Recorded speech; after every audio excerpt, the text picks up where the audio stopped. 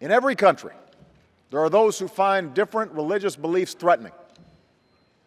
In every culture, those who love freedom for themselves must ask themselves how much they're willing to tolerate freedom for others.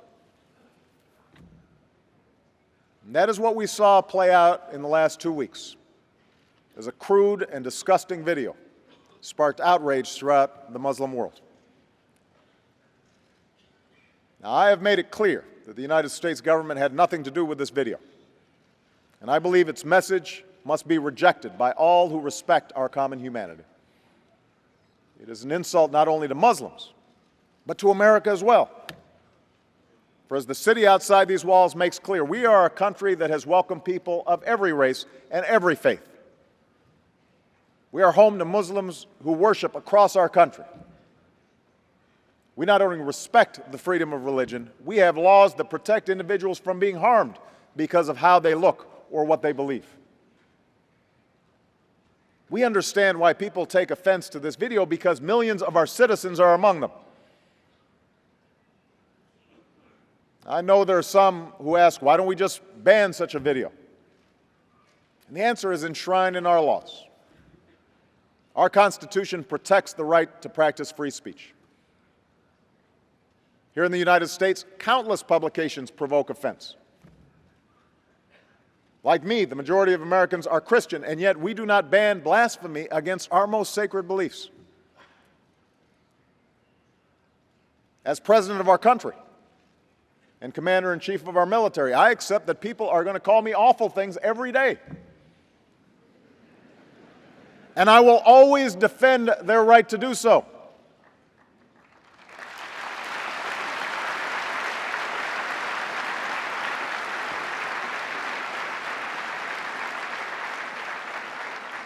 Americans have fought and died around the globe to protect the right of all people to express their views, even views that we profoundly disagree with. We do not do so because we support hateful speech, but because our founders understood that without such protections, the capacity of each individual to express their own views and practice their own faith may be threatened. We do so because in a diverse society, efforts to restrict speech can quickly become a tool to silence critics and oppress minorities.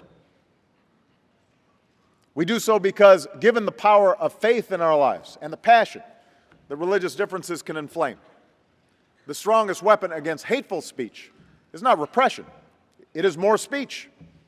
The voices of tolerance that rally against bigotry and blasphemy and lift up the values of understanding and mutual respect.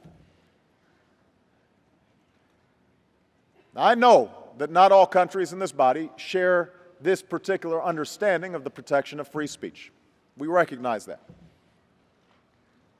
But in 2012, at a time when anyone with a cell phone can spread offensive views around the world with a click of a button, the notion that we can control the flow of information is obsolete. And the question then is, how do we respond? And on this, we must agree. There is no speech that justifies mindless violence.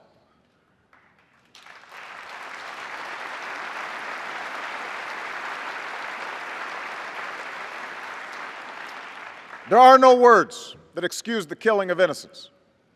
There's no video that justifies an attack on an embassy. There's no slander that provides an excuse for people to burn a restaurant in Lebanon or destroy a school in Tunis or cause death and destruction in Pakistan. In this modern world, with modern technologies, for us to respond in that way to hateful speech empowers any individual who engages in such speech to create chaos around the world. We empower the worst of us if that's how we respond.